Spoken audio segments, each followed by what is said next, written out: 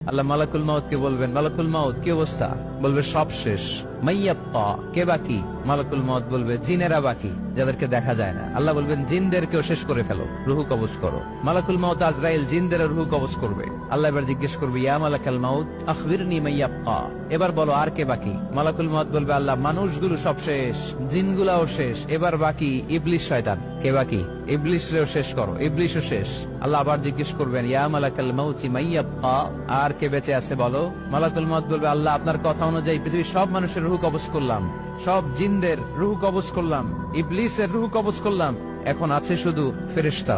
আছে কারা? যাও ফেরেশতাদের রুহু কবজ করো। ফেরেশতাদের রুহু কবজ হয়ে যাবে। এবার আল্লাহ জিজ্ঞেস করবেন, ইয়া মালাকাল মাউত আখবিরনি মাইয়াব্বা। মালাকুল মাউত বলবে, আল্লাহ আপনার কথা মতো ধরে ধরে সব শেষ, ফেরেশতাও শেষ, 4 জন ছাড়া। কয়জন ছাড়া? জোরে বলেন, কয়জন ছাড়া? ইসরাফিল, জিব্রাইল, মিকাইল, আজরাইল। আল্লাহ এই 4 জন আমরা বাকি। আল্লাহ বলবে, যাও ইযহাব ইনতালিক ইলা জিবরিল ওয়াকবাদ রূহা, জিব্রাইলের রূহ কবজ করো। ইযহাব ইলা ইসরাফিল ওয়াকবাদ রূহা, ইসরাফিলের রূহ কবজ করো। ইযহাব ইলা মিকাইল ওয়াকবাদ রূহা, রূহ কবজ করো। ওই 3 ফেরেশতাও শেষ। এবার আল্লাহ তাআলা জিজ্ঞেস করবেন, ইয়া মালাকাল মাউত আখবিরনি মাইয়াব্বা, হে মালাকুল মাউত আর কে বাকি আছে বলো? মালাকুল মাউত বলবে, আল্লাহ আপনার কথা মতো মানুষগুলো শেষ, জিনগুলো শেষ, ইবলিস শেষ, আমার বাকি 3 ভাই ইসরাফিল, মিকাইল, জিব্রাইলও শেষ, শুধু আমি, শুধু আমি। আল্লাহ বলবেন, কেউ নাই? মালাকুল মাউত বলবে, না আল্লাহ কেউ নাই। এবার আল্লাহ তাআলা বলবেন, মালাকুল মাউত তুমি তো সবাই রে মারছো, এবার তুমি মরো, এবার তুমি মরো, তুমি মরো।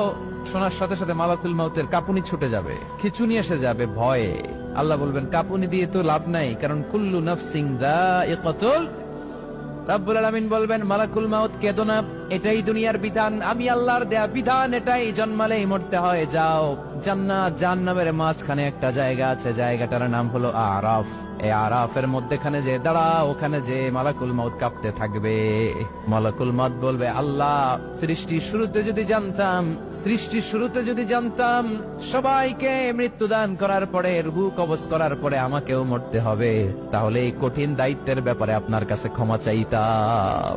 আজকে আমারও যে ভাগ্য বরণ করে নিতে হবে সৃষ্টির শুরুতে, আমি এটা কল্পনাই করতে পারি নাই। আল্লাহ বলবেন, নো টক, মুত ইয়া মালাকাল মাউত, মর, মরে যা, মুত, মরে যাও। বলার সাথে সাথে মালাকুল মাউত এক বিকট চিৎকার হাঁকিয়ে মরে যাবে। মালাকুল মাউতের চিৎকারটা সেদিন এত ভয়ঙ্কর হবে, বিষ্ণু ঈসা ইসলাম বলেন, ওই চিৎকারের আওয়াজ যদি পৃথিবীর মানুষেরা কান দিয়ে শুনতে পেত, তাহলে কিয়ামত সংগঠিত হওয়ার জন্য আলাদা করে ইসরাফিলের সিঙ্গার প্রয়োজন হতো না। ওই চিৎকারের আওয়াজে প্রতিটা মানুষ কানের পর্দা ফেটে ওই জায়গায় লাশ হয়ে পড়ে যেত। এবার ডানে বায়ে সামনে পেছনে উপরে নিচে কেউ নাই, একজন ছাড়া। জোরে বলতে হবে, তিনি কে? আল্লাহ তখন পৃথিবীকে একটা ডাক দিবেন, বলবেন, ইয়া দুনিয়া আইনা আনহারুকি, এই পৃথিবী তোর নদীগুলো কোথায়? ইয়া দুনিয়া আইনা আশজারুকি, এই পৃথিবী তোর গাছগুলো কোথায়? বটতলা। ইয়া দুনিয়া আইনাল জিবাল, তোর বড় বড় মাউন্ট এভারেস্ট পাহাড়, আলাস্কা পর্বতমালা, আলপস পর্বতমালা, এগুলো কোথায়? তুর পাহাড় আজকে কোথায়? ইয়া দুনিয়া আইনাল মুলুক, রাজা বাদশারা কোথায়, যারা ক্ষমতার দাপটে পা জমিনে ফেলতে চাইতো না? আইনাল জাবাবেরা, অত্যাচারী স্বৈর শাসকগুলো আজকে কোথায়? কোথায় আজকে? কোনো আওয়াজ নাই।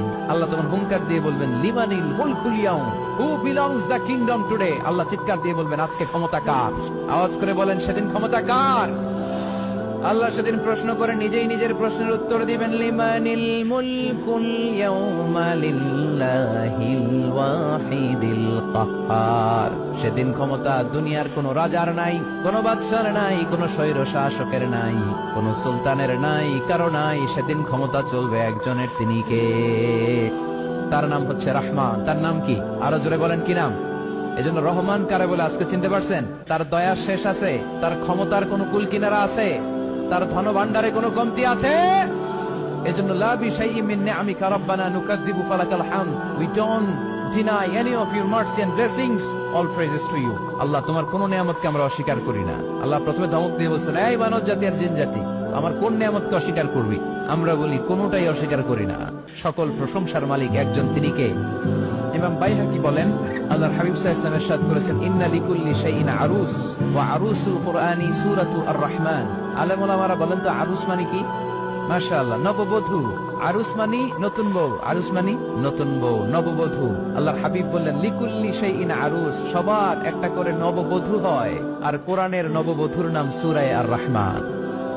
ইন্না লিকুল্লি শাইইন আরুস ওয়া আরুসুল কুরআনি সূরাতু আর রহমান। দুনিয়ার প্রত্যেকের জন্য আল্লাহ একজন করে নববধূ দান করেছেন।